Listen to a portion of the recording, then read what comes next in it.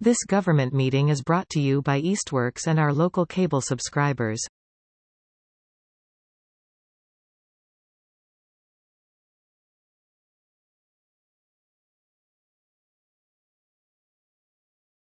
It is 6:01. I will now call to order this meeting of the Easthampton Conservation Commission. This meeting is being recorded.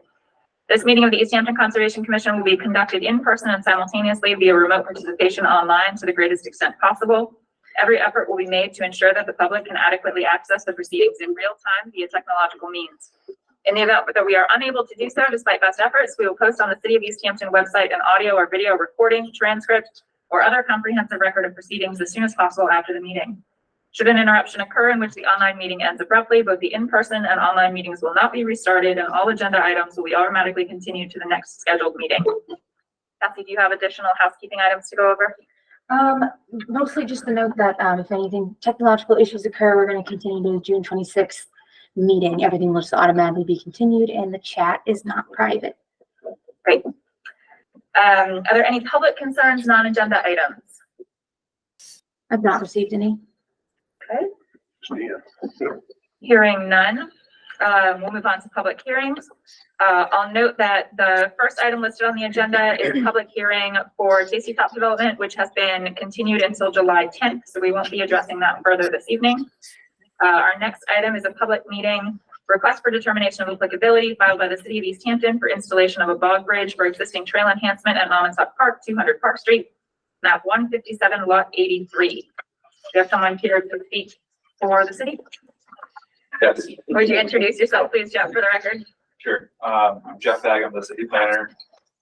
Thanks for having me. I did come to the commission back in December of 2022 and discuss this sort of informally, the concept of this project.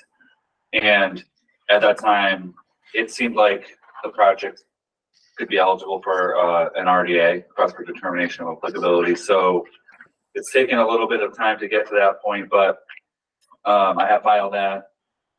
We posted the legal ad in the Gazette, and there's materials before you tonight.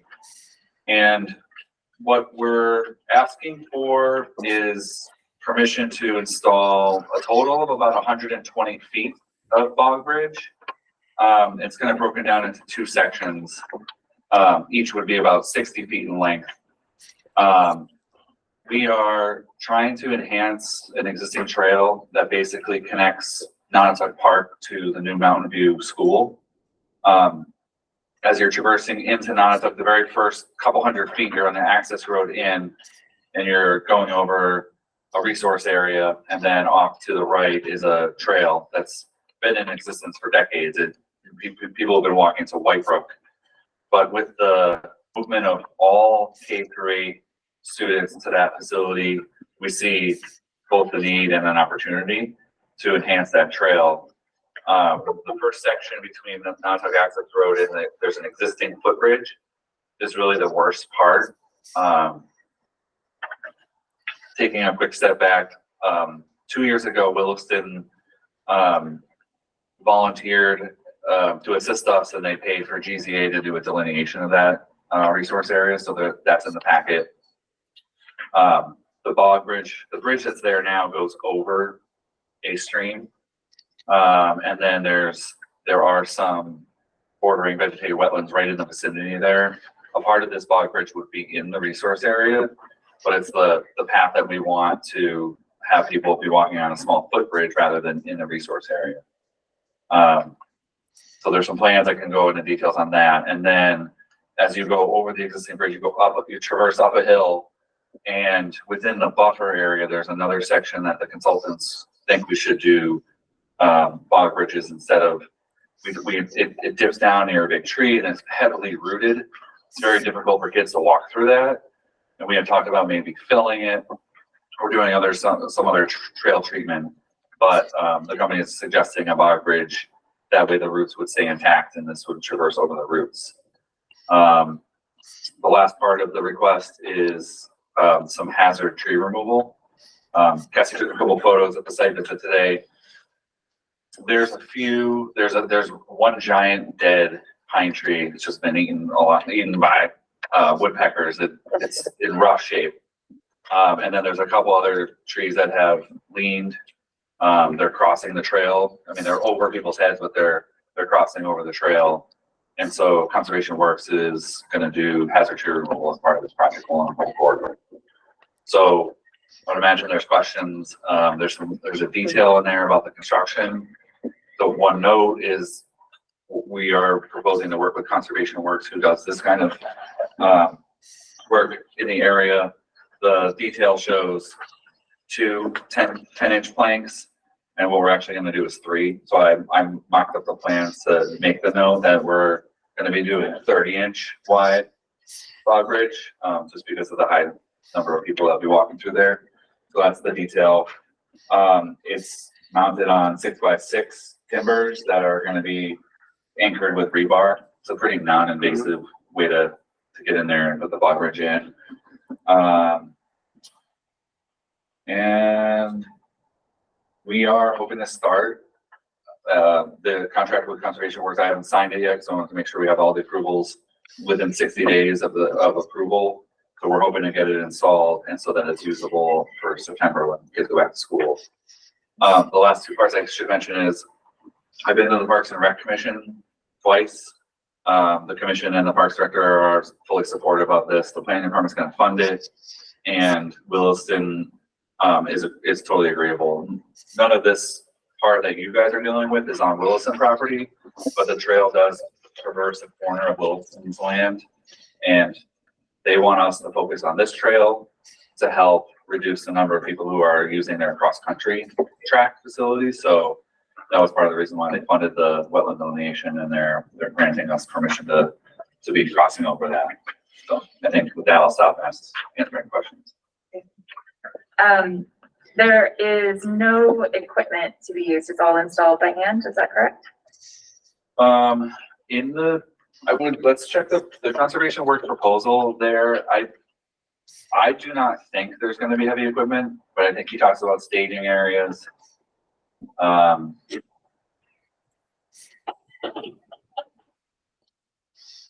going to try to confirm that right now too. I'm pulling it up. Let's see here.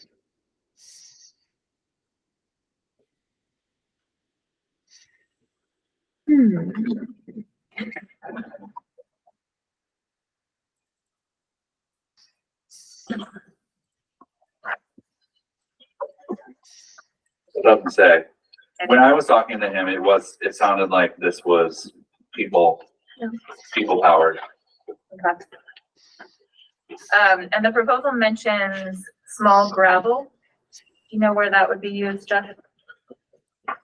That was supposed to be just at the footings of the 6x6 timbers. I know in an earlier iteration, we talked about filling in some of these areas. That will be a subsequent phase. That was something else I should mention, is that this is an interim step. This is supposed to be pretty minor, just to make it better path for people to walk. We have a grander opportunity maybe to enhance this trail, raise up the existing bridge, put it on helical piles, make it 8 feet wide, put railings on it, make it handicap accessible. But the estimate that we have is $1 million for that. And so, and a lot more permitting. So we're pushing that out, but this is just kind of that interim step. So the gravel would go under the footings? That's Under my the, understanding. Did you get that? So the detail that Conservation Works provided. there's no gravel shown in the detail that I'm seeing anyways.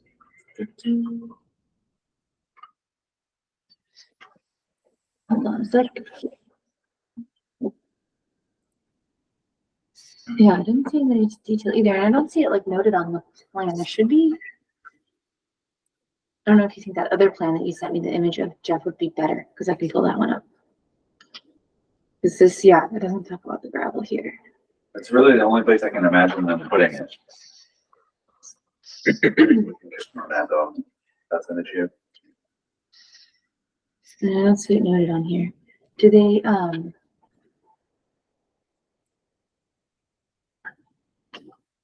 where do you see it noted? There. It's in the Conservation Works proposal. Yeah. This pressure treated lumber, iron rebar, and small stone gravel will be utilized for the project. Some limited root cutting and tree debris removal may be necessary for bug bridge placement.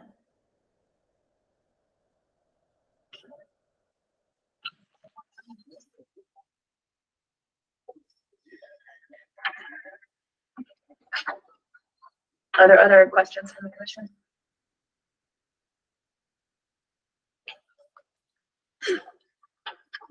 So the bridge that's there, you're not getting rid of that one, you're just putting in new bridges over on your places that are just dirt and it's right now. Okay. That's correct. There's some photos of that existing footbridge. Yeah. For the time being, to make this efficient and make it passable, we want to leave that in place and just add to the beginning. It's really that beginning section between the access road into that bridge. What we saw over the spring was it was wet in the main path. People moved over to the next 2 feet. And when that got wet and muddy, they moved over to the next 2 feet. We just want to eliminate that sprawling. We got to move into the next dry spot. Yeah. You know, I did talk to them there. That existing footbridge has a couple of gaps that are probably like 2 inches wide. And we would like them to just fill those gaps while they're out there. But that was just what I thought was like a really minor repair. We're not going in to replace that bridge, but we want to kind of append it. Yeah, so that's a good picture. By fill, you mean like another plank? Another piece of wood to go in between that slab, just to make it a little bit safer for kids to be walking across that. Yep. Deb, you had a question? Yeah, how many trees did you say would be removed? I did not get a number. When Cassie and I did the site visit today, there was one really small one right by that existing footbridge, which I don't know if you took a picture. I did get a picture of that it. It's one. at the end. This is the really bad That's the one. pine, that's up at the top of the hill. It's just, even the parks director said any hazardous trees that we can take out would be highly desirable. Okay, So that's just a totally dead pine tree. so there's more than one, right? Yeah, There was one leaning over. Yeah, I correct. got pictures of Yeah, that. there's two. This is the second area where the second section of bridge is going to be over these roots here. Right.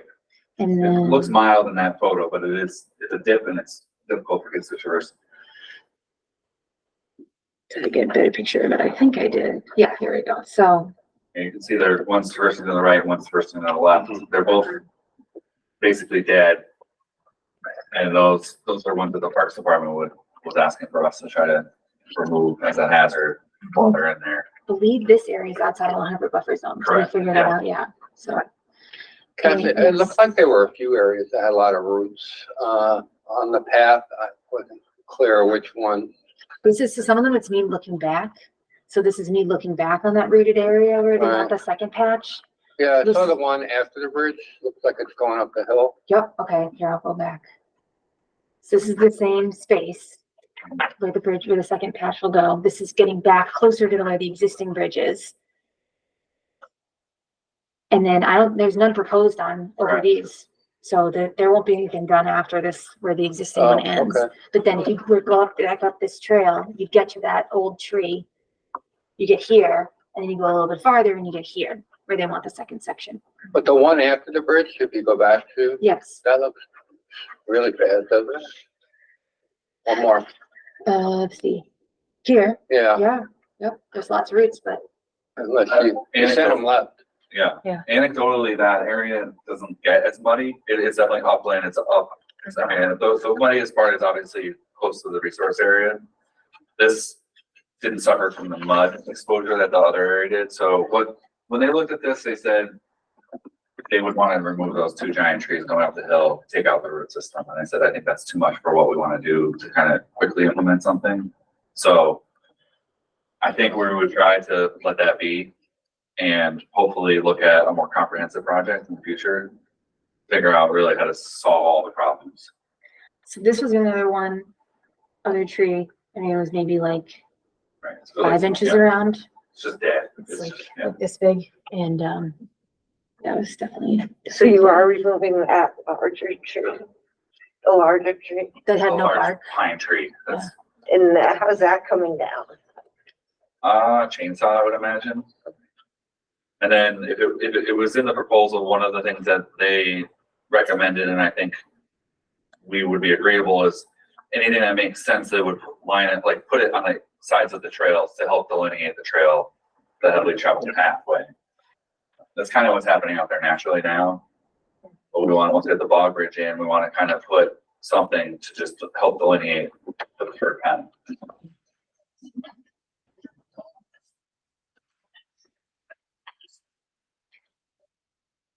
Any other questions?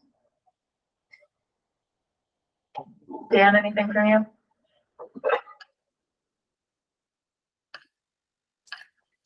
I was just thinking, I think a lot of people try or do use bicycles through there. How wide are the bog bridges again?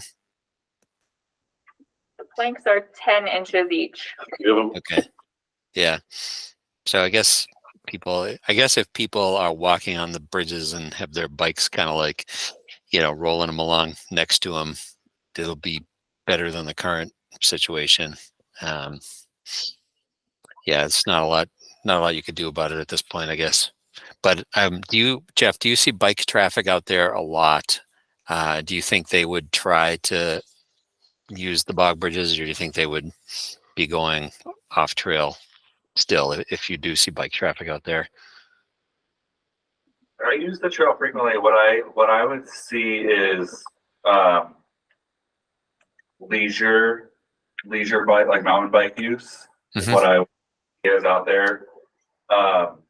Kids riding bikes to school is not seemingly what you see out there. It's people who are going on the rest of the trail network for mountain biking. So I'd say it seems like it's a little more avid area for bikers. You have to be a little more avid skills to be out there. Yep. Goal was really the pedestrian, just to make it a little bit more pedestrian friendly for this intervening time.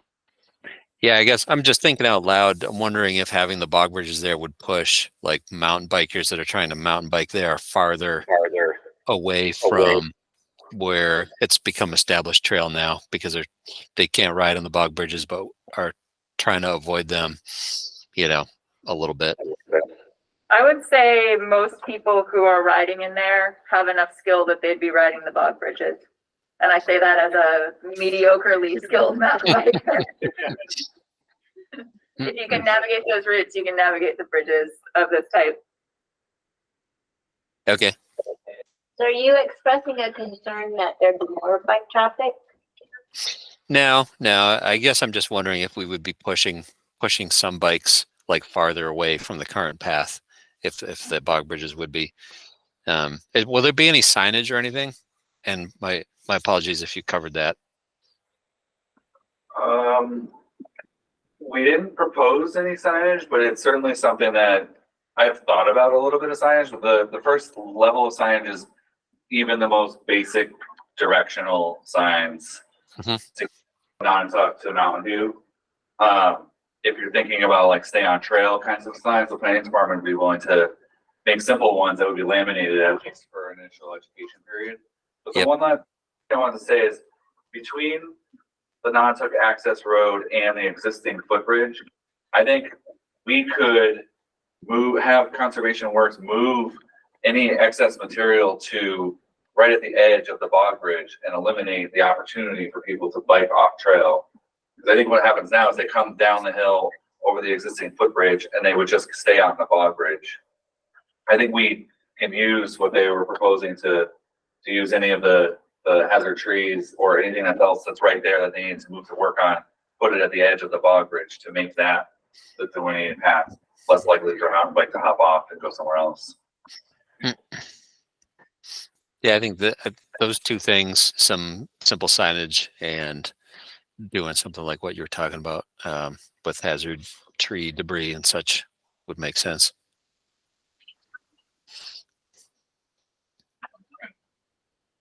So I don't know if we include that in our conditions or anything, or if we just kind of say like, yes, if you could do that, that would be good. I think maybe that's what I'm leaning towards, the latter.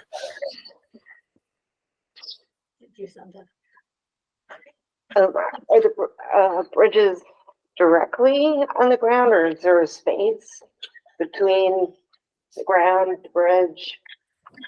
Yeah, there should be a 6x6 timber that will be the base, and then the planks will go on top of that. So there should be a gap of 6 inches. That's to raise up the planks off any roots. And I think that's the goal, is to keep that stuff off the roots system. I can share that. Just another view.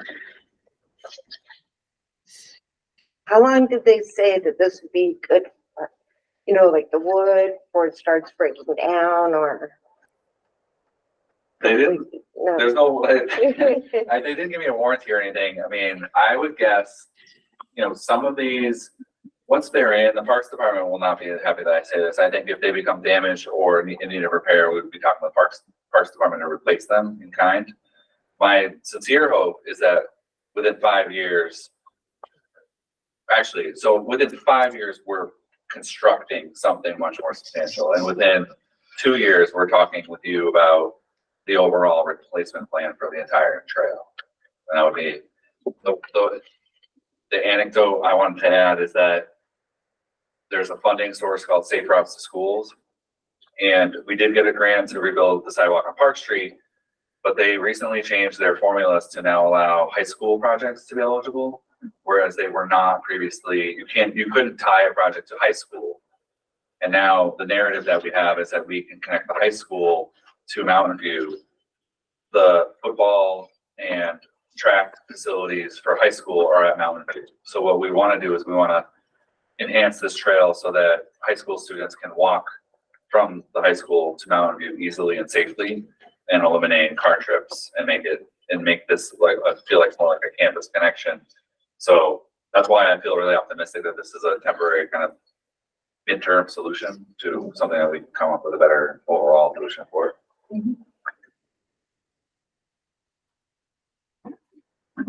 So I would say generally we have treated bog bridges as not having an impact. I don't think there's any concern there. That was the discussion we had speaking to us back in the fall. I am a little bit concerned about the gravel and not knowing what the intent is there. I don't want to see gravel just making its way down into the resource areas. So if we could get some clarity on that, that would be good, Jeff. It may be that that's just a leftover or that it's somewhere out of resource areas, but if we could understand that better, that would be helpful. I think that was, in my mind, the only real outstanding question. Just a nitpicky question on the figure we're looking at here. So it's two 10-inch planks and the 30-inch overall width. Does that mean there's like a 10-ish plus inch gap in between the two planks? No, there's actually 3 planks. You missed Oh, that part. Oh, okay. That's an annotation. This is a amended detail. Gotcha. Okay. Oh, that makes more sense with the bikes too, I think. Now I can see. Yes, I was picturing a bike trying to navigate a 10-inch wide plank and saying, yeah, okay, if you're skilled. I'm good. Thank you.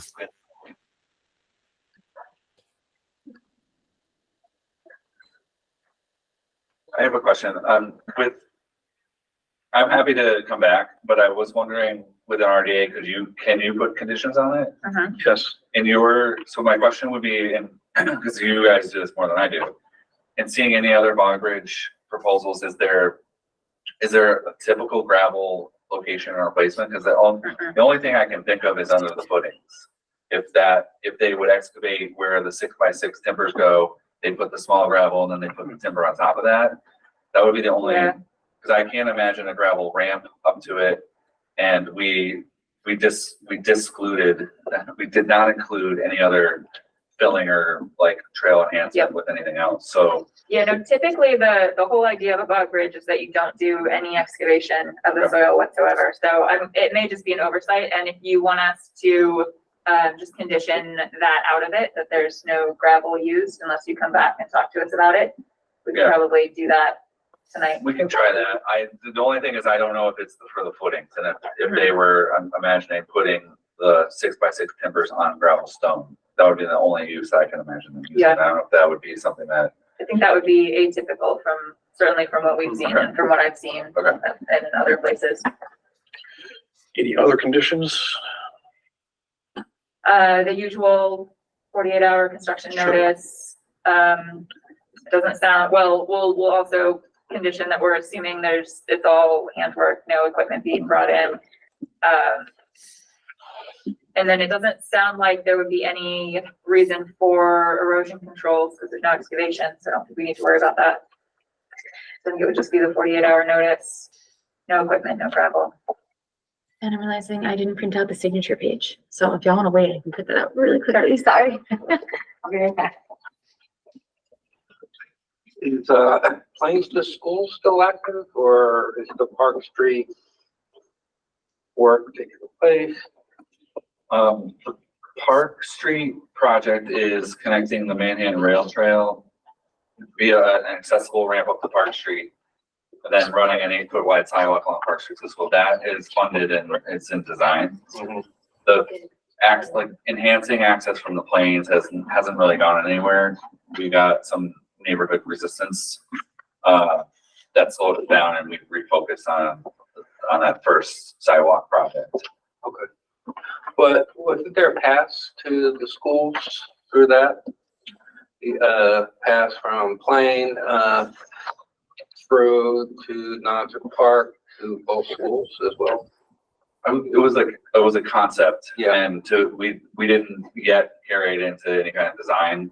There was a couple properties that we'd have to cross, and we were told to not do it, do not advance the project. So it's still something that I would imagine could surface. I have said this to other people, is that we have decades worth of work to reorient our entire population to that new school for walking and biking. So we have multiple projects that need to be pursued over time.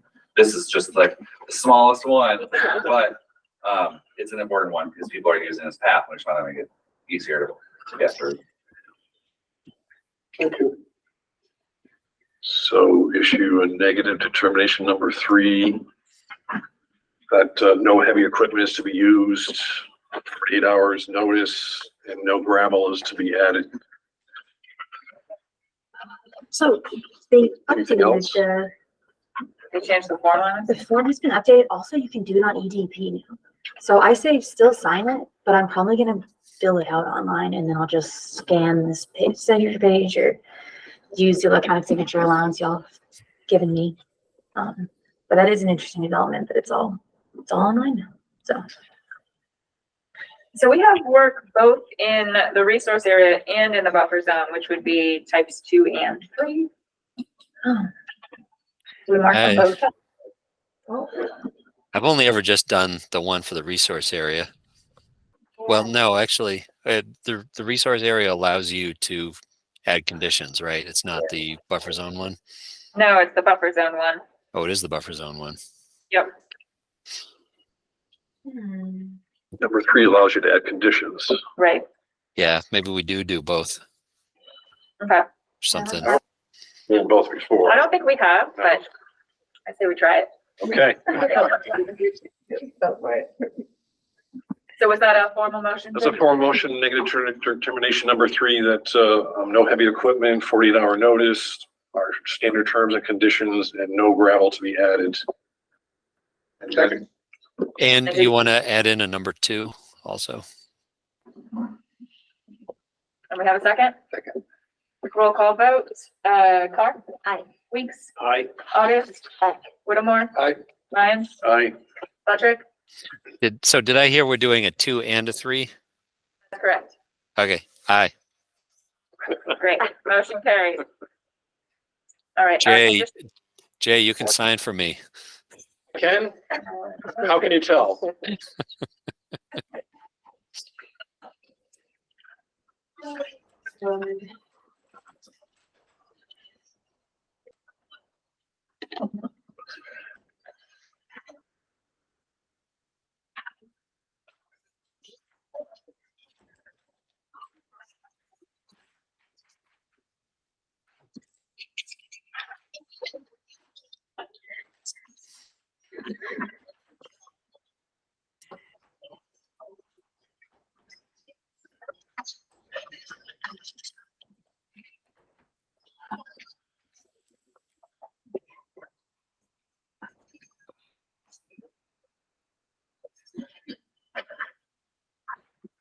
All right. Cassie, do you want us to fill in anything else, or you're going to come back and get that? yeah, I'll get that. You guys just scan it.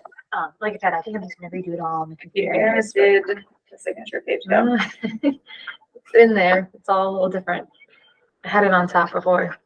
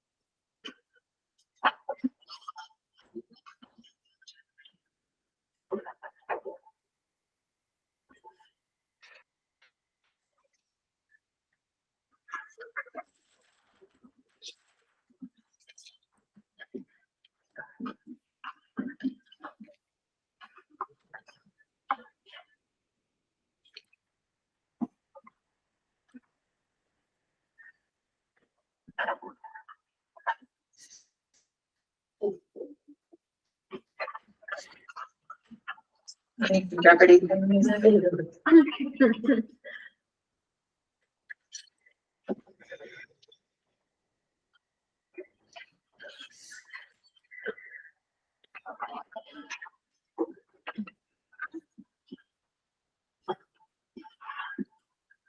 Jeff, would you like us to put that in certified mail or hand deliver? I think hand delivery is good. I'm just gonna hang for a couple minutes, just listen to the next one. Sounds good. Thank you.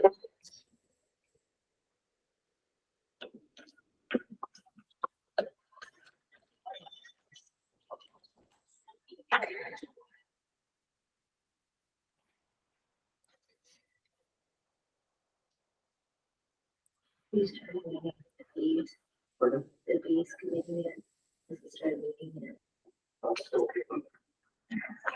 They don't have plenty of things in the government.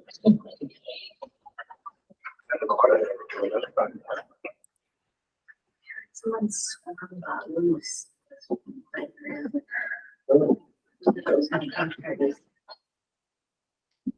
What got right there? I knew this one was a tree thing to watch.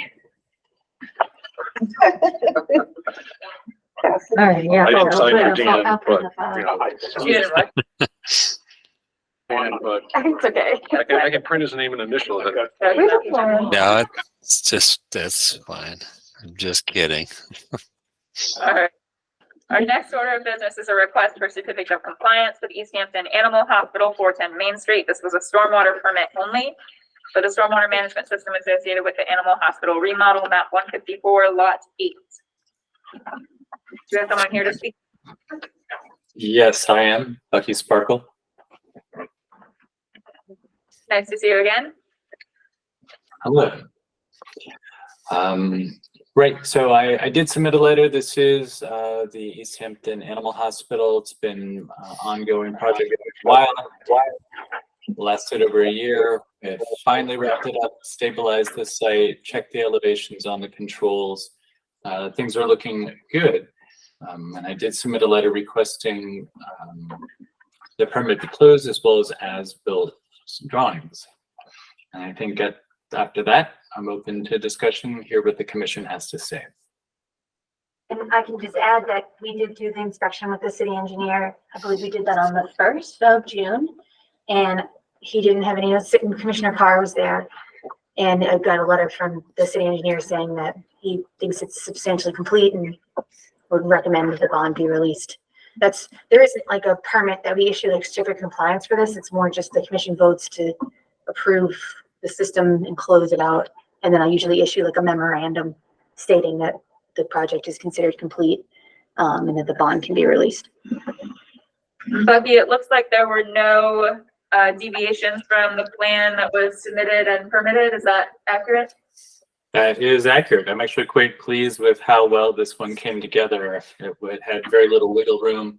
I made sure the contractor was aware of that, and boy, did they nail it. Good. Any questions from the commission? Nope.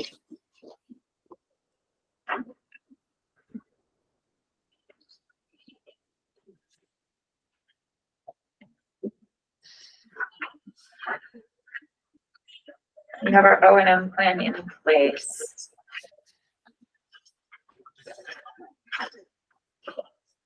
Cassie, do you know if there were ongoing conditions associated with the permit? Likely not, because it's just a stormwater permit, but I can pull it up.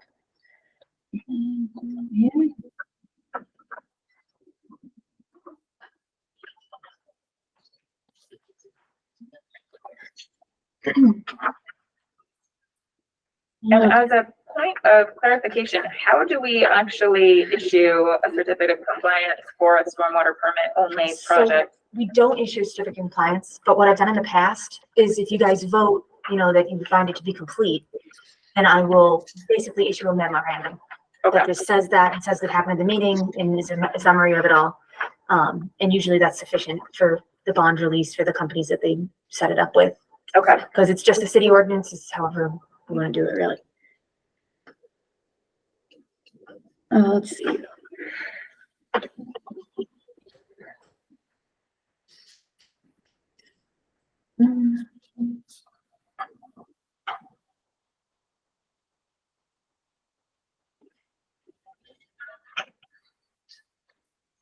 So there is condition 15, the landowner is responsible for BMP maintenance. Until the issuing authority is notified that another party has legally assumed responsibility of BMP maintenance. Prior to requesting sponsor to execute an O&M plan, we've got that. Future responsible parties shall be notified in writing of their ongoing legal responsibility to operate and maintain the stormwater management BMPs and implement the stormwater pollution prevention plan.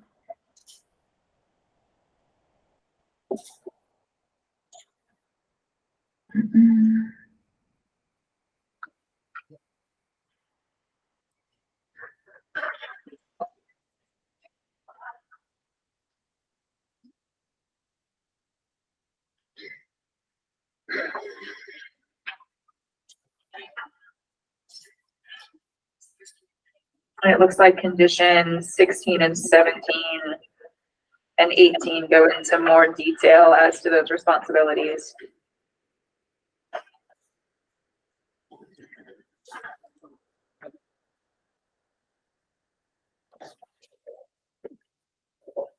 Okay.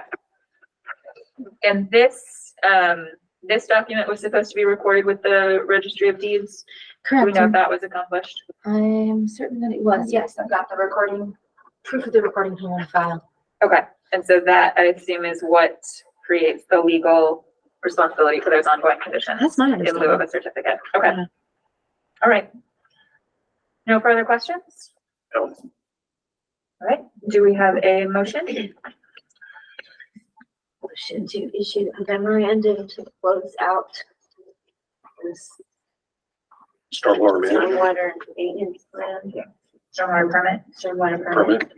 And release the bond if you and think release that's the right. bond. Nice. Do we have a Second. second?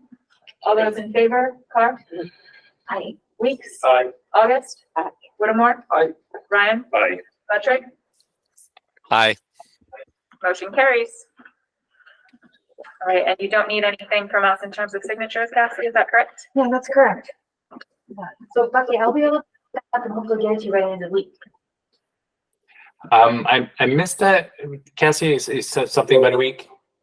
Oh, yeah, I should write it up, but I should be able to get that actual memorandum to you by the end of the week. And then that's presentation. Thanks. Yeah, I have to play with my volume control here with the different microphones in the room. So no problem. Thank you very much. This one was easy. I love it when it is. So do we, thank you. Good night. Good night. All right, moving on to enforcement action. Kathy, where do we have updates? Yeah, so I have an update for item 6D, but it looks like Carlos is here likely for 6E for Lavelle. Yep. If you want to take that one out of order for them. Motion to take 6E out of order. Second. All those in favor, Carr? Aye. Weeks? Aye. August? Aye. Whittemore? Aye. Brian? Aye. Patrick? Hi. All right, item 6E, Loudville Condominiums LLC, 6973 Loudville Road, map 140/139, lot 28 and 29/11, EO 2023-001. Kathy, what is the update? So the, if I can, the main update is that, let's see. So I provided a summary to the project managers after the last site visit. And we're waiting to hear back from SWCA about the proposal for the next piece. I didn't know if you had a chance to talk to. I did Scott Fisher. not get in touch with Scott yet, no. Okay, I'll reach out to him again then. Okay. But hopefully that shouldn't be too much longer to get that finalized for the second phase, which related to the in-stream conditions. But there was a summary from the commissioners did a site visit on May 27th, and the following observations were made, which is included that the depth of the remaining sediment was measured to be in at least 8 different spots, was measured in at least 8 different locations while you guys were there, and it was determined that a 1/2 to 1 inch sediment layer is remaining. The consensus among the commissioners was that more sediment needs to be removed. Unless a better method can be presented, this will likely be achieved using hand tools to scrape the surface. The surface is currently very smooth because the sediment has filled in all the existing microtopography of the surface. Further removal should correct this, but it may need to be purposefully added back as well. At the slope erosion site, there are obvious caverns / hollowed out spaces that have been undermined below the surface. The consensus among the commissioners is that the surface needs to come off to repair the slope properly. Excavation can't be avoided, and the soil lifts still seem to be the most appropriate option. The redirected seeps are pooling and being confined behind the silt fence, and the natural hydrology is clearly impacted. The remainder of restoration work needs to be completed as soon as possible so the pipes can be removed. The long-term operations and maintenance plan for the entire project site should be updated to include this damaged slope area since it is located downstream of the main basin for the site. It was also noted that there is at least one place at the top of the slope in question where the silt fence needs to be repaired. There are also pipes and pieces of conduit immediately adjacent to the stream. And that piece we were talking about when it actually meets the stream. And I think that was there originally. Those pieces, I don't know why, but I don't think those were like placed or anything by the project because they just looked old even when I first discovered the site. Just a note. I didn't know if you guys had any notes about that with those little pieces, if you just wanted to be removed anyways, because they're obviously not from there originally. I don't know how old they are, but I don't think we had any. We just wondered what they were. okay, fair enough. Okay, so as a result, the following next steps must take place. Is this what I told the project managers was to confirm when hand tools can be used to remove the remaining sediment layer. This involves coordinating with SWCA to see what remains within the budget for monitoring and discussion regarding establishing the microtopography of the area, or reestablishing, I should say. Also provide an estimate of how long the work will take so that the pipe seeps can be planned to be removed as soon as possible. Next, prepare a revised restoration plan, which proposes installation of the geolifts as previously discussed, or possibly some other alternative, which will fully repair the aforementioned caverns / hollowed out spaces. This is to be reviewed at the June 12th Conservation Commission meeting for approval. Provide an updated operations and maintenance plan that accounts for this damaged slope area and future maintenance of the repaired area. Stand by for more information regarding additional review by SWCA on the in-stream area and possible restoration plans associated with those impacts. And then I see you're here today, Carlos. I don't know if you have, I haven't received any updates about since I sent that message. So I didn't know if you had anything you wanted to add. No, I guess my only question is, you know, you guys had us hire a monitor. They were both out there, 2 different people. They pretty much told us, you know, not told us, but in conjunction with starting to do it, you know, trying to do it properly. They were the ones that pretty much told us to stop at that point. You know, they said anything more we're going to take off is going to destroy what's underneath it, which I can kind of understand. But so, and I know she said that in her report, and I guess I just don't understand where the disconnect is between her report. I thought she was the monitor. She's the one we're supposed to be listening to. No, the commission is the one that you need to be listening to. Overall, yes. But, you know, I guess we could have, with the back truck, I guess we could have just sat there and tried to suck up everything. But the first day, Jesse was the person on hand that wasn't Meredith. And he's the one that told us, oh, you don't want to do, because at first you start doing it like that.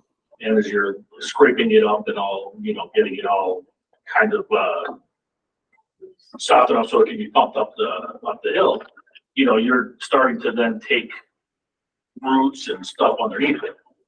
So that's the first day. So then we said, okay, so we were, you know, by hand, put them all into, you know, we didn't go down there with the vacuum truck and suck everything out. We actually by hand made piles than the hose, because the hose couldn't just suck it all the way up. Then from those piles, we put it next to it, and we'd have to kind of shovel it next to the hose, so it shoots it up there. And, like I said, when, you know, the whole time talking to Meredith, she, at the end, she said, you know, if you do anything more, you're gonna disturb more than you're helping. So I guess I just don't understand the difference in opinion. So what was communicated to us from SWCA is that they didn't think any more material could be taken up with the vac truck approach without doing more harm and starting to remove the underlying wetland soil material. Mhm. And so we went out to look at what the situation was as it remained, and we're not comfortable with the amount of sediment that's still there. And so at this point, given the input we got from them that the vac truck approach wasn't going to work to get more out, that's what leads us to think that we need a different method that's more hand intensive. Right, I guess I didn't know if you guys thought we just went down there with the vacuum and started vacuuming everything up. I mean, we did use hand tools, we used hose, I mean, we went through everything. We tried to figure out the best way to scrape up what's there without scraping up what's under there. And at the point we're at now, I don't see how we're gonna be able to divide those two things, how we're gonna be able to scrape up, you know, the sediment without taking some, you know, I don't care if we use a rake, a hoe, a shovel, it's gonna take out, you know, it's gonna damage underneath is pretty much. I think it's going to be extremely tedious, but I think it is possible to do with hand tools. You suggest any hand tools? I mean, You're telling me you think that we can take the sand off of the existing without harming the existing? I think it's going to need to be a scraping type approach and very delicate because you need to watch for where the transition is in the color of the different soils. Well, that's the thing, they didn't want us taking any of the other soils. So by the time you see the transition, most likely you took some. That's the only way you're gonna see the transition. And there's probably a little bit of a trade-off there where small amounts of the wetland soil are going to be lost, but there's just too much sediment left on top still. And if the material were more similar, it might be okay, but it's a very different texture, very different material. The underlying soil is a very greasy, very heavily organic material, and what's on top is very sandy, mineral based. Okay, so I guess that's one topic. And then I guess the other one was she also recommended, she didn't think the use of GeoGrid was needed.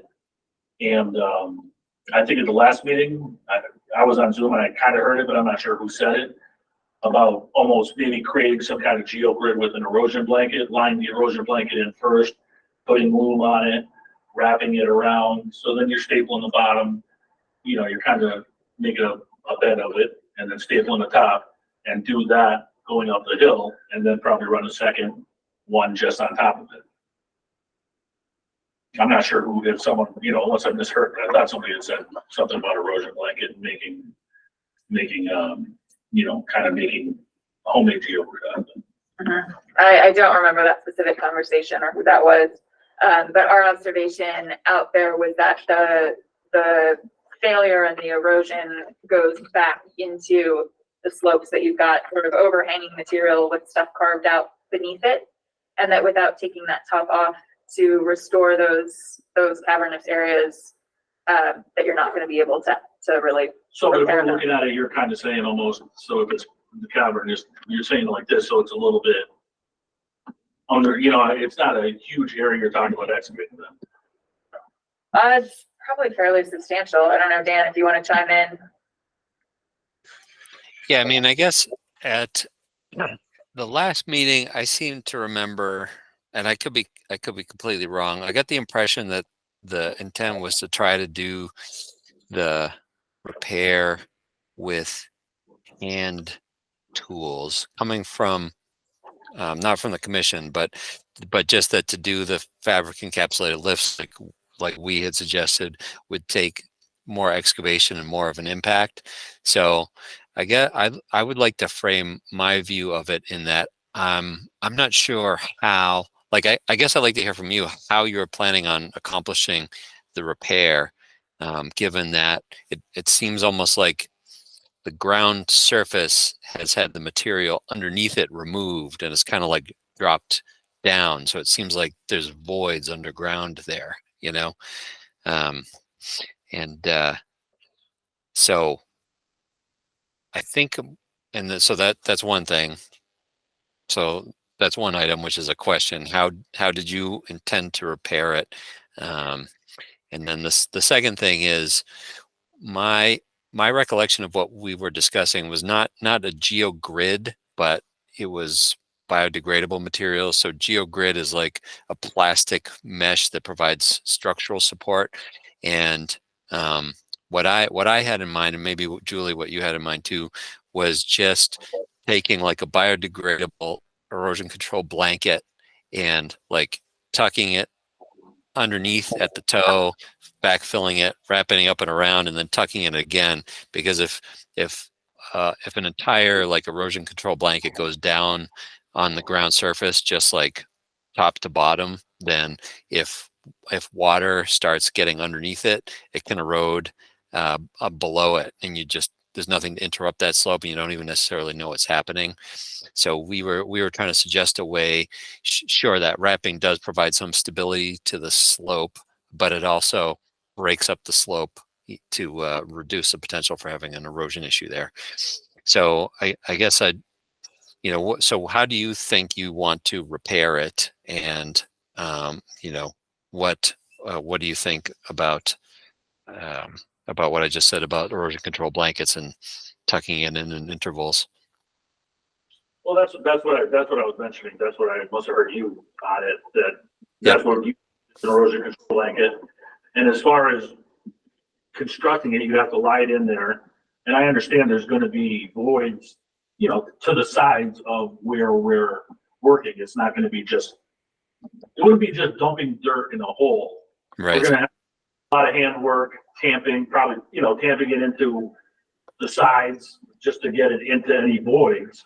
So we can hold it in those voids and then wrap it like you were saying. Mm-hmm.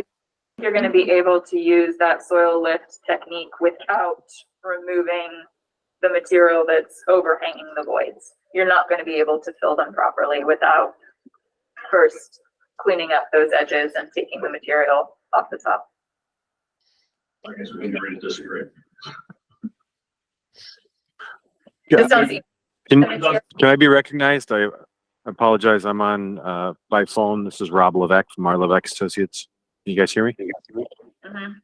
Yep. Hi, thanks. Okay to speak Go ahead. through the chair? Thanks. So hearing the two general items that have just been discussed, obviously the continuation of the wetland restoration and buffer zone restoration. I totally understand where the commission is coming from.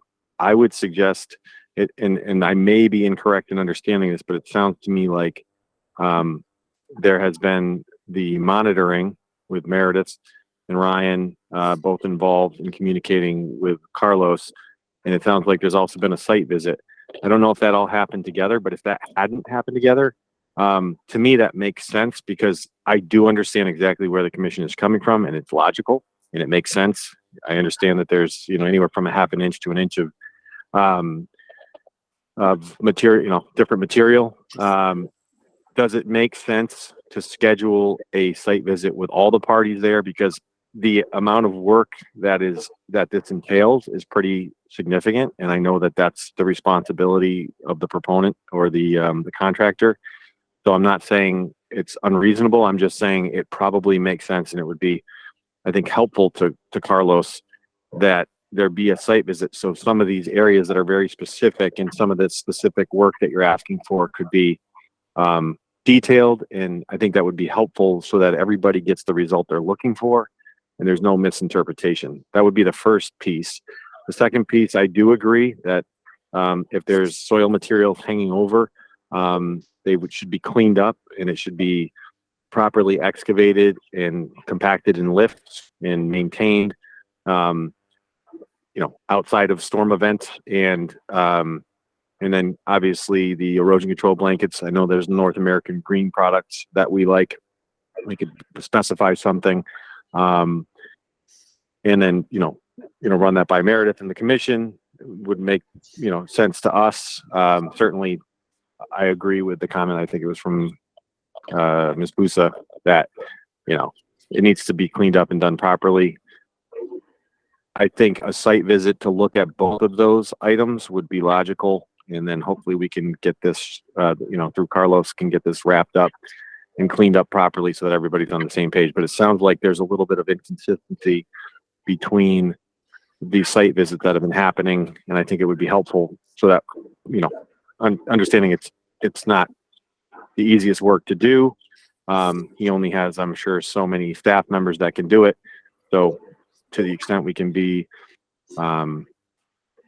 helpful to that effort, I think that would be great.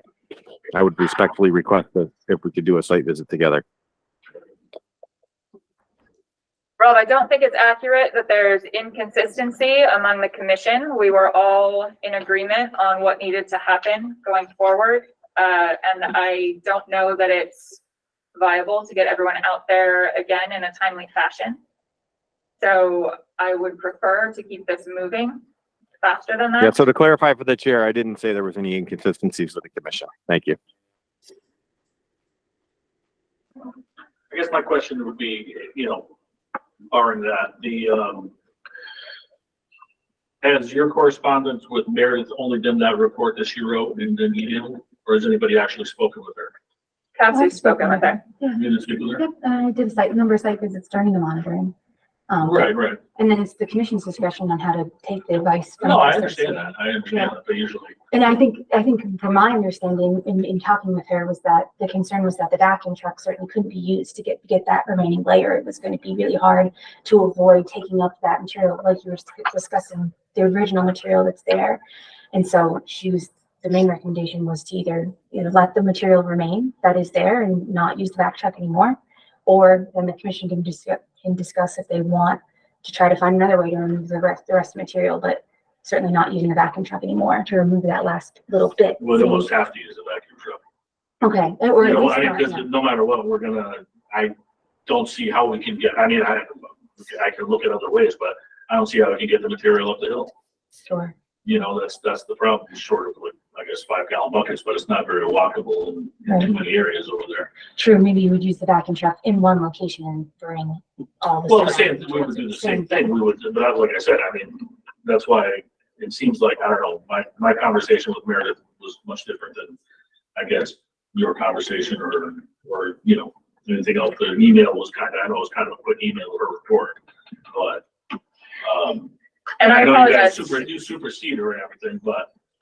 Right, and SWCA really should not have been giving you Well, they any weren't giving final us orders. recommendation. They weren't, it's not like they were without giving us going through orders. the commission. We were working and, to make sure she's the expert. So, or he's the expert, they're the expert, whoever was there. We were, it was a process. It wasn't a fast process. I think it was over 3 days. So, it's not, by no means did she say, she didn't sit there and say, stop right there. But, as we're going, she could see us working. She could see what would happen. The first thing, like I said, with Jeffy, when we first started, he said, no, if you're going to do it like that, you're going to take too much stuff. If I had known that, I would have just done that the whole time. And then the whole area would have been, scarified from us working, but it would have been probably, obviously a layer of weaving that was original there, and and pretty much all the skunk cabbage and everything else that popped through would be gone. So because that's the other thing. Everything, well, you guys saw, you were there. Things are popping through. And my understanding from when I talked to Meredith was that she was like, well, now there's a question for the commission of how do they want their remaining? Do they okay with this? What's left to remain, or do they want to try to explore another way to remove it? And it seems like the commission's decision is leaning towards it. Right, but in her opinion, she said it could be. She thought it should be left. Yeah. Well, she might not have said that in the report, but remember. I guess I'm just wondering if it's possible that, I don't remember how much time passed and whether there was any rain between when you did the removal you did and the time that we did the site visit. I guess I just wonder if it's possible that a bunch of dirt sort of got stirred up and then resettled, because by the time we got there, it was a very smooth layer. It didn't look like it had been kind of all, sort of, No, it might, I mean, it could have rained in those. I guess I just wonder if that's part of where the discrepancy might be coming from, is by the time we got there, whatever had been dug up might have resettled, and now there's like a clear layer on top again. No, there's no layer, because like I said, when we were doing it, we got to that point, and again, I mean, I shouldn't be sitting here speaking for Meredith anyways. Meredith should speak. I wish like she was at the meeting or something, but to get more her viewpoint, but there was definitely a layer left, you know, a thin layer, and you know, in some way you guys measured it, so it was obviously thicker in some areas than others. But that's pretty much it. So I lost my track. So what's the next step then? I guess would be the. But we had get married. a revised restoration plan to address the soil lift area. And we're looking for estimated timeline and approach for removal of the remainder of the material. Those would be the next steps. Was he gonna comment? I thought he commented. Someone that might have been in there. Dan, Yeah, sorry. I was just going to ask if we thought we might get Meredith to that site visit that we're talking about also, so we're all on the same page. I had said I think it's going to be a while before we can get a site visit that encompasses all of the parties, and I would prefer to move forward. Yep.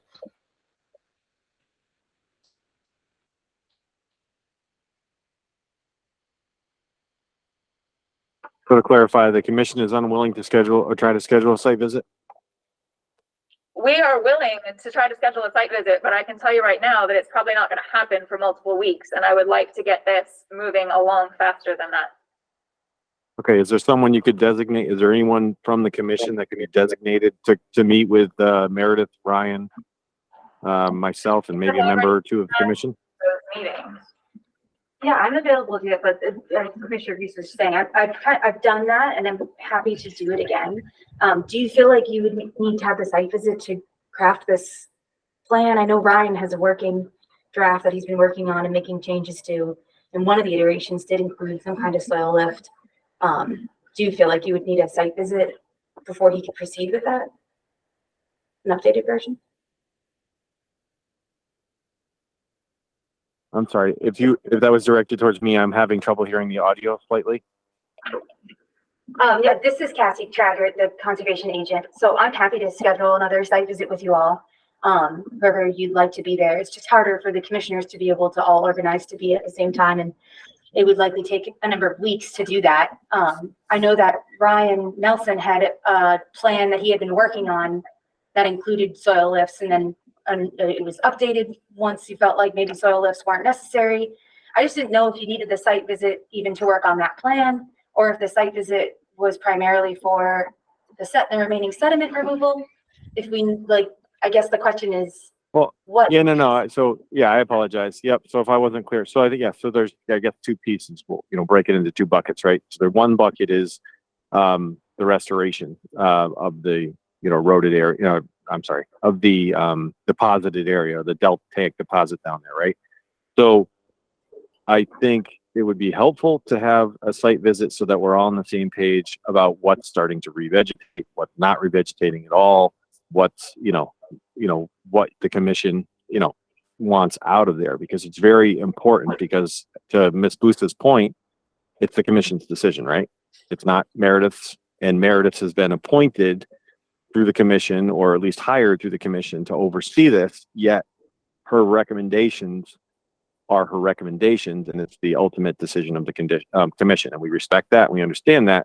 So we're asking that the commission be involved in that discussion on site, so that the commission can direct us what to do. generally speaking. As far as the lifts, just to clarify that we're talking about the same thing, I think that the area needs to be excavated, properly filled, compacted, restored, and then blanketed with an erosion control blanket. If you're talking about other types of lifts, or I know that GeoGrid was discussed. I think it was, and I don't know the specific last name. I think it's Dan Buttrick. Is that correct? I think that's who was on the line. I'm on audio, obviously, so I can't see who's talking. But so I think just to clarify, I would agree with the statement made by, I believe, Dan. It's logical, it makes sense, and that we don't need a site visit for that unless the commission would want one. But I think it's really the restoration portion of the sediment. Right, so like one of the things that Carlos asked, like, what are the next steps? And one of the things that the commission would like is a revised plan related to the restoration area, which includes the slope. So if you don't feel like you need a site visit to be able to create this updated plan for the lifts, ideally you'd be able to get that to us as soon as possible. The next Conservation Commission meeting is June 26th, but I don't know if we even need to wait. I don't know if you'd all probably would like to review that at a meeting, likely, before accepting that. I think given the confusion around the approach, it needs to be reviewed, yes. It was asked for today. Right, so do you feel like you would be able to have that provided by June 26th, the updated plan associated with this? I would like to have it provided within the next week so that we have sufficient time to review before that meeting. That seems logical and fair. Okay.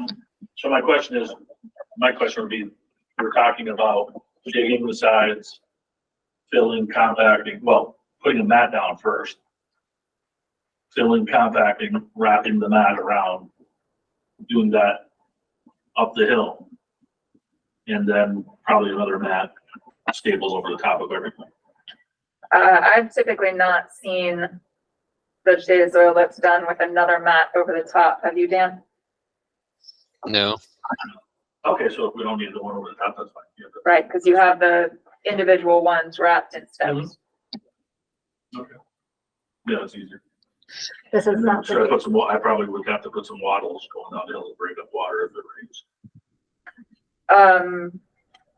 No. Typically, no. The soil lifts stand in their own and then need to be planted. Yeah, I think it's best if we propose something to the commission that's on paper that you guys can review and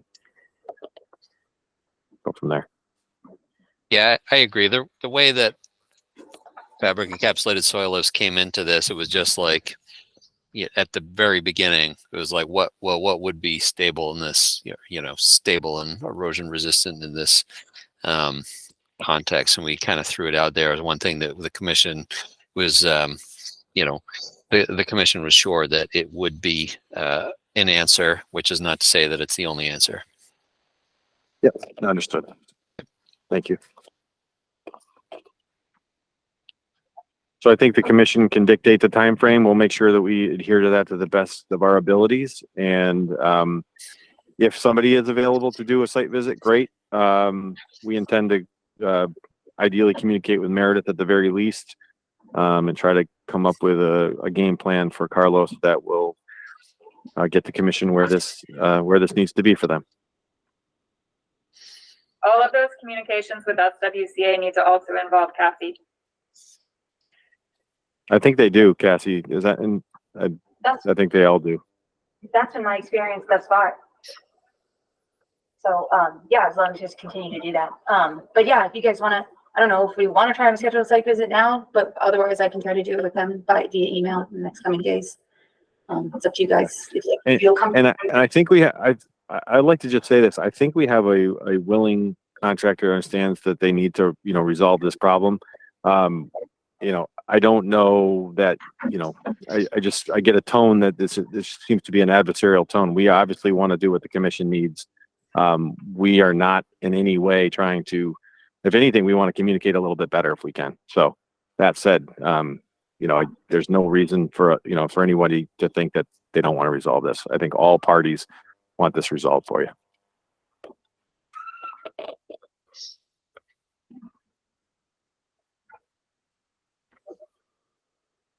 And see, I'm available this week except Wednesday morning. Okay. Thank you for letting me know. Yeah, I guess so. If it makes sense, Judge, for me to email and I'll keep you all in the loop, or how I sort it out. Okay. All right, cool. I'll be in touch then. Yeah. So they'll need you, them, Cassie, Meredith, and need somebody from their office. That sounds good to me. Okay, perfect. I have one other question. At the beginning, you guys were talking about getting a budget for something different. Mhm. What was that? So the other piece of the restoration plan is to have an assessment of the actual in-stream impacts conducted to determine if there's any additional restoration work needed due to the material that made its way into the stream. And we're still working with SWCA to try and understand exactly what would be appropriate there. That's not something that we've had to request before. Okay.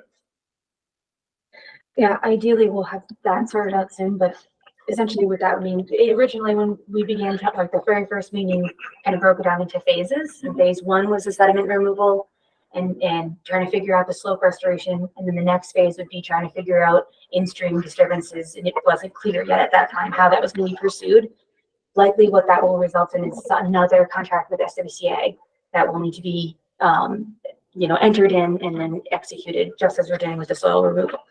Does that make sense to the Commission's understanding? Right, yeah, so we would be looking for some sort of aquatic habitat specialist to do an assessment of the downstream area below where the impact occurred in comparison to the upstream to see if there's a difference and if something needs to be done in terms of remediation. But we haven't quite identified who that person would be or what that assessment would entail. Yeah, my goal is to have that sorted out by the end of this week, hopefully.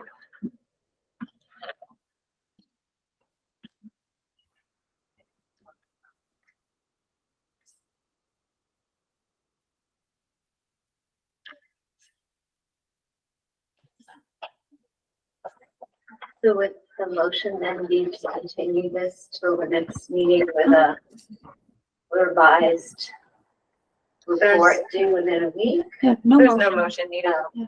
As long as everybody feels like you understand what we need and when we need it by. So, yeah, I'll be in touch then with trying to schedule a site visit. Sounds good, Cassie. Thank you. Thank you. Good night, guys. Thank you. Cassie, were there other enforcement orders? You said, I think you said D. Yes. Just in here. So, okay. Two other things. So item D, this is 93 Northampton Street right here. The update would be that regarding the invasive plant removal action that the commission recently approved that plan, the work is scheduled for tomorrow morning at 7:30 a.m. with a crew of 4 people. And Dan Nietzsche, this is from Dan Nietzsche, he noted that he will be on site to mark the plants for removal, and they will also provide the crew picture ID sheets for the target species for the removal. And then I'm assuming he'll be in touch again once that's completed.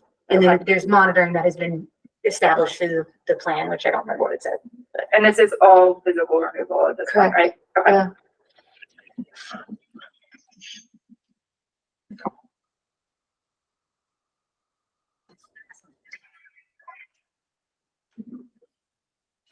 And I have another question, and I need to review, because there's 3 restoration plans essentially that have been accepted for 93 Northampton Street, right? There's the invasives, which is related to the removal of the crossing. And then there was the restoration of the historically filled BVW that was discovered as a result of the peer review. And I guess I wanted to get clarification of when should that restoration of the historical BVW take place? And I can't remember if we had determined that there was a certain timeline for that to take place, or just as soon as possible, or I need to look at the plan, but I don't think it said explicitly in the minutes. I admit I had lost track of that piece. I don't know that we had a timeline for it. Okay, do we want to try to establish one now, or should we wait until they're here? Or I think there's no reason why it shouldn't take place as soon as possible. Right. So they were supposed to remove the fill and then replant that, correct? Correct, and I know that part of the, which is not necessarily of concern, but the future development, I think what they proposed as the final result is something that would kind of fit in with that. I can't remember, but that plan has been approved by the commission, whatever it was. Mhm. So I can reach out to them again about it. I asked them about it and didn't get a response to that piece specifically yet, so I'll Yeah. just understand about that going, so. Sounds good. Any other enforcement updates? Yes, the last one is for item F, which is the Penn Industrial Parkway. Mhm. Hold on. Just making copies of it. Okay, Penn Industrial. So we're just waiting on the sweet fern plantings. He was having trouble acquiring them. He said that we have not been able to locate the sweet fern and plant it yet. I've been told they will be available in the next 2 weeks. Once I have them planted, I will take pictures and forward it to you. I took pictures of the current conditions. You will notice that we have vegetation growing in the disturbed area and the silt barriers show no sign of erosion. He did include pictures in that. And again, my plan is just once those sweet ferns are planted, wait 2 months, I'll buy again. Good. Sounds good. Right. Any updates on Echo Del West? The update is that they completed the latest herbicide treatment. And then the mowing can take place anytime after the 13th or the 12th. It wasn't super strict, but basically now you guys can do the mowing whenever you like, whenever you feel comfortable knowing the woodcock nesting was something you guys are waiting on.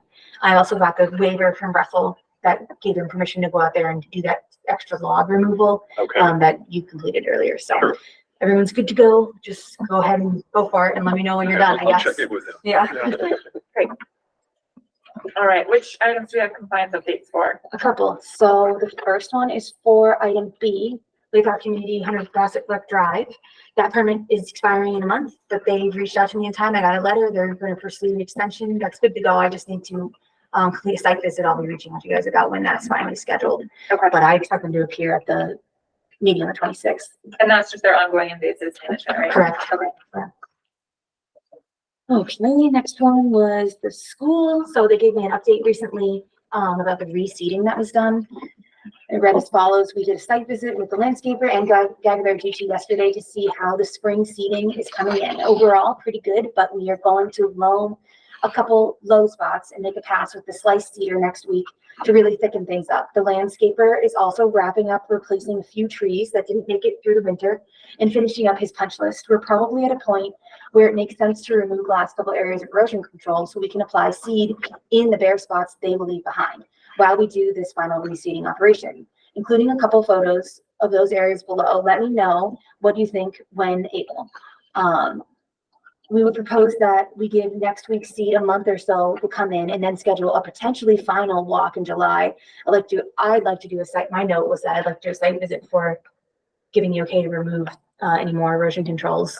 There's just a few things remaining. Most everything is grown in, but I just want to see it if that makes sense to the commission. And then I noted in my response to him that there's a number of things that are needed for the certificate of compliance, including the stormwater management system being approved by the city engineer. Which it will not be. Yeah, it's not this. No, definitely not. The basin's functioning as a pond. The rear basin is not ready. So I noted that in my email to him. So, and they know that. I think that they're just thinking about the seating at this point. But I keep sending the same message. So they shouldn't be surprised about that. And what else was I going to say? But I'll let y'all know if I schedule a site visit just to look at those last seating pieces. Okay. Sorry, just catching my notes here.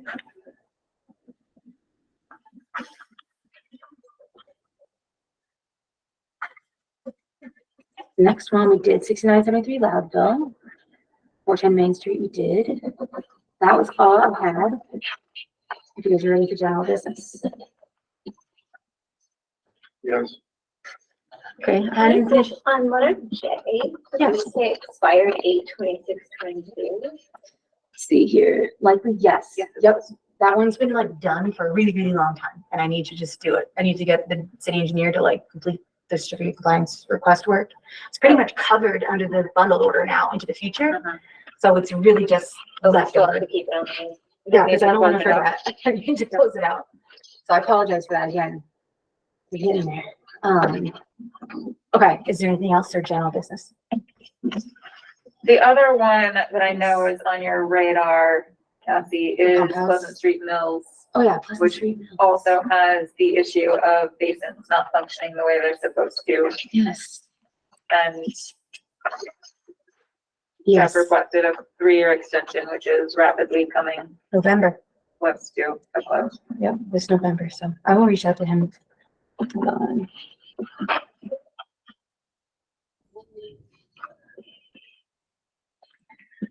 And another one is the pump house.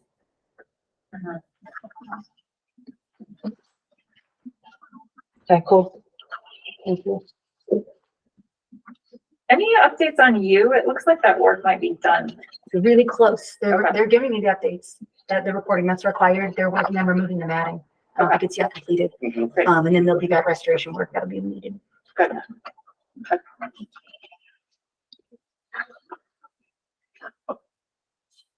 Okay. Okay, you guys ready for? What about X? Is that also just waiting for a certificate? That's also just waiting. They're not 100% done yet and They're ready not. to close out the SWIP. They're not ready to close out the SWIP, so I felt like it seems my recommendation to them has been like, wait until you're ready to close it out.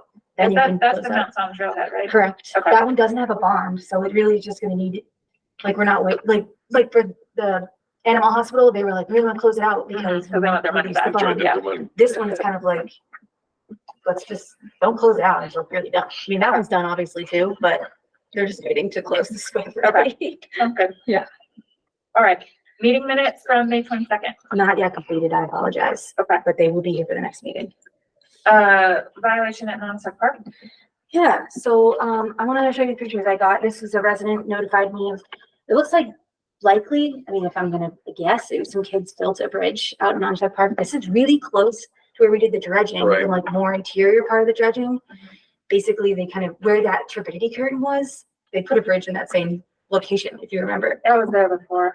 I've It's- seen pictures. There was a bridge there before that work was done. Oh, do I? Okay, well, I don't know, I'll show the pictures, but I'm curious. Been if there picture- for at least like 3 years. Oh my God. Well, I don't know. Do you guys feel like it's a violation? Does it need to go? So let's I'll take show a you look and see if it's the Yeah. same thing that we think it is, but. Yeah. Well, there are a lot of logs there. Well, they just piled a bunch of logs in the other location. It's Yeah. just, strewn everywhere haphazardly. All right, I had it pulled up and I exited out of it by accident. Like they wanted to build something. I think they're just trying to walk on it without getting in the mud. I like got close to walking on it and then I stopped because I was afraid. I've walked on it. It's pretty rickety. Yeah, it It was was really old.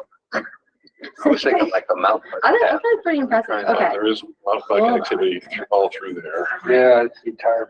my guessing is to get to the neighborhoods that are up and up above. I think so. And just note, it looks like there's a bunch of fill. It's not fill. So this stuff on the right is just like surface pollen and stuff from Oh. trees that's just getting stuck on the left of it. That's the surface of the water.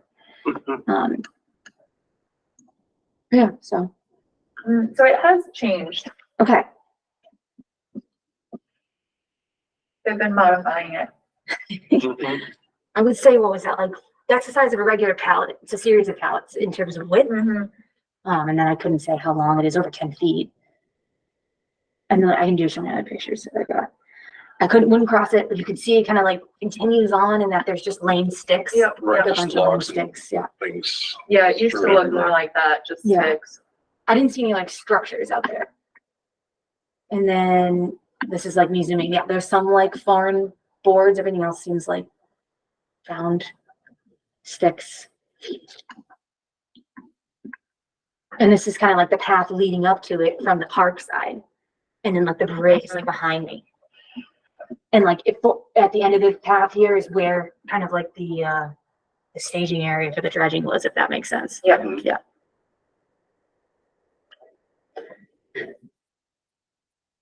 And yeah, there's just erosion having people walking through there, which I don't know. So this is looking, the staging area is behind me and then the bridge is kind of up ahead. Okay.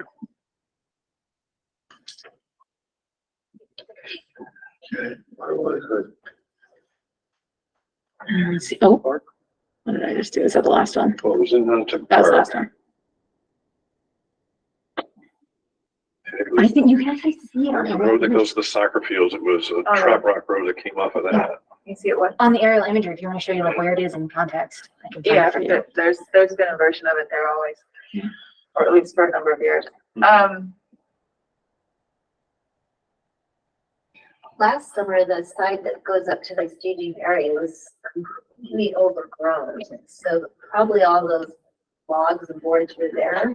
We couldn't even see them, much less walk through there. I see. So I can't quite tell if they put down new boards or new logs, or if it just hasn't grown in for the summer yet. Cause it was almost full by the end of last summer. Okay. On the park side. It looks like maybe there's more. Oh no, this image is from this year. So.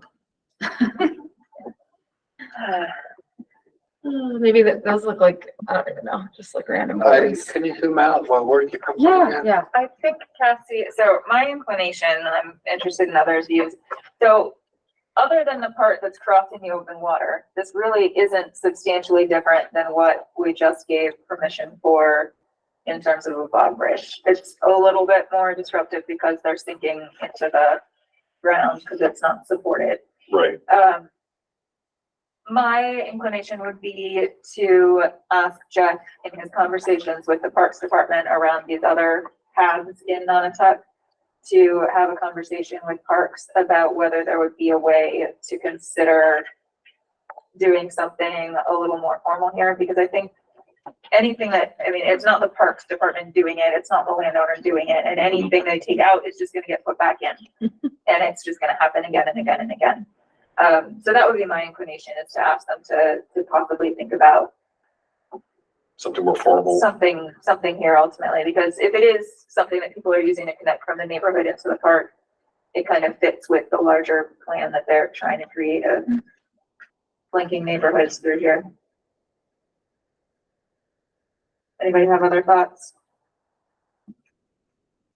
I guess I just wonder if making it more formal will make more like mountain bikers go through there. Same question as we had on the other thing.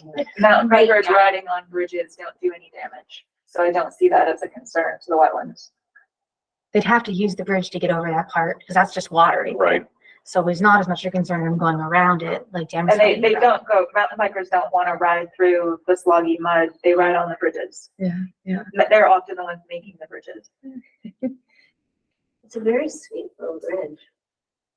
I was impressed, but also I was just, I'm like, I'm too big to walk on this. Like, I thought it was like for children. Like, I was too scary, so I didn't do it. But, what was I gonna say? Okay, so you're not saying necessarily that y'all want to like pursue an enforcement or anything or ask it to be removed at this time. It's more just like, I think let's It's been start a there for a long conversation time. first. okay, If we're not worried about mountain bikes hitting the bog area, then I like the idea of a formal bog bridge. So what exactly is the resource in it? So they're definitely bordering vegetated wetlands, Yep. and then you have is this Broadbrook or is this White Brook? I always forget. Broadbrook, I think, on this image. It winds around. Yeah. Okay. So yeah, it's Broadbrook, the land under Broadbrook, and then the bordering vegetated wetlands, which are very wetlandy and very soupy in that area. That's the bridge. Back out a little bit, okay. Yeah. Well then. So do I agree, if we have it removed, they'll just They'll just keep put it- yeah. right. Because it did disappear briefly when they were actually doing the work, and this is a new iteration of the same thing, I think. It's kind of in See, Summit okay. Avenue. You find Summit Avenue. Is it, whose land is it? It's ours, it's the city's, it's the parks. It's the park. It's likely, I mean, it leads essentially right to this neighborhood. It's probably kids or. But I mean, who, if you were even gonna do an enforcement order, who you? The city. Yeah, enforcement orders always go to the property owner. Doesn't matter who committed it. Which is It's the including property the owner. city. Exactly right. It's up to the city if they want to pursue additional enforcement to try to like prevent them from Yeah. something else or something like that. But from what I'm hearing, it sounds like start a conversation, let's figure it out. There's no like immediate action that needs to happen beyond trying to figure out if there's something, what is feasible. So if it's removed and the city says we'll put something formal, is there any kind of restoration around it? They need a Or- permit or to do that. damage? They would need a permit to put anything in. Yeah, so that would involve removing what's there, I'm sure, and then the final product would need to be stable, right? So But if there was damage due to all that, is there restoration that has to be? they probably, I don't know. Well, the damage isn't any different than people tromping through the woods and you don't. Mhm. I'm curious from a legal standpoint, not that that's our problem, but whether the city will want to do that. 'Cause right now, somebody falls off the bridge, it's their fault. Technically, I guess They you can put say on that. the bridge there. Do we know if the city put the bridge in? I'm almost certain they did not do that. I mean, it's at an angle like this. And Yeah. it's just like a bunch of pallets put together. And you do, as you're walking across it, you do sort of feel like you could fall in it. Does the commission own a trail cam? It wouldn't matter who put it in, because it's the city's responsibility. They get issued the enforcement order.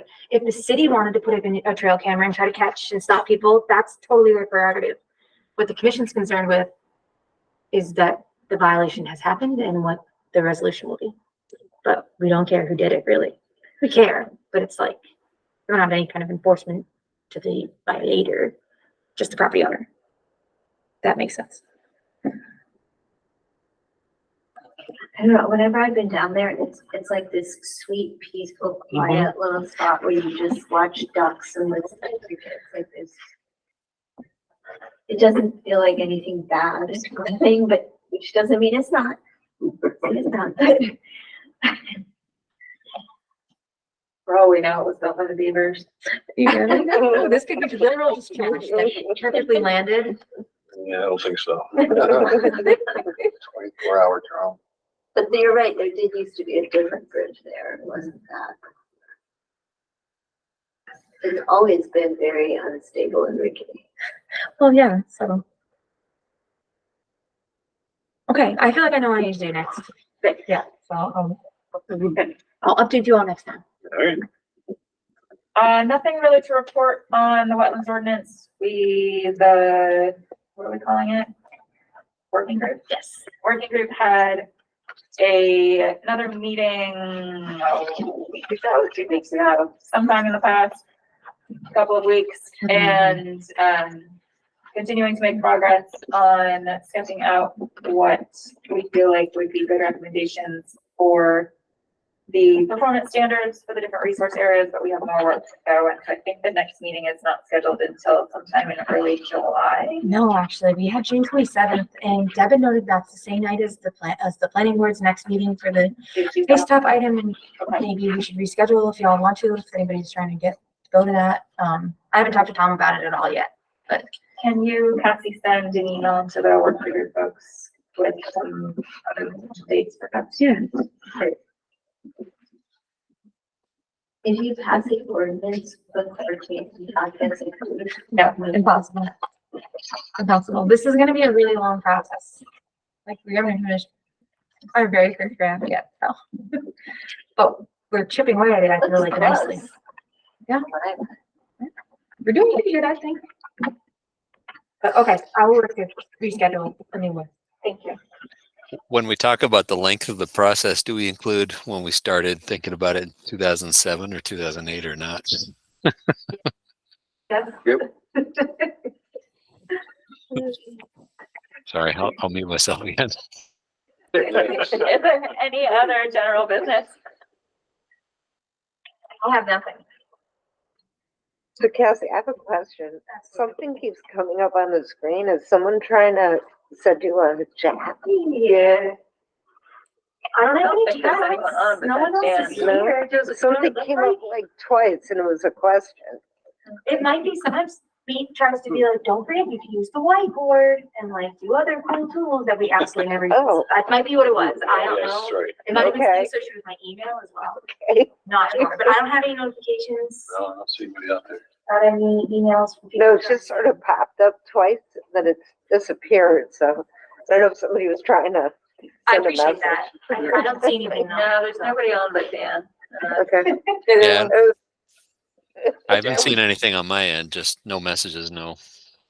Nothing weird. If you guys do, let me know if you're seeing it. I think I'm missing it. Do we have a motion to adjourn? I move that we adjourn the June 12th meeting. Do we have a second?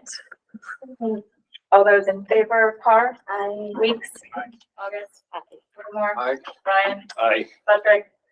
Hi. Motion carries. It is 7:36. We are concluding this evening's meeting of the Easthampton Conservation Commission. Our next meeting will be June 26th at 6 p.m. Thank you. This government meeting is brought to you by Eastworks and our local cable subscribers.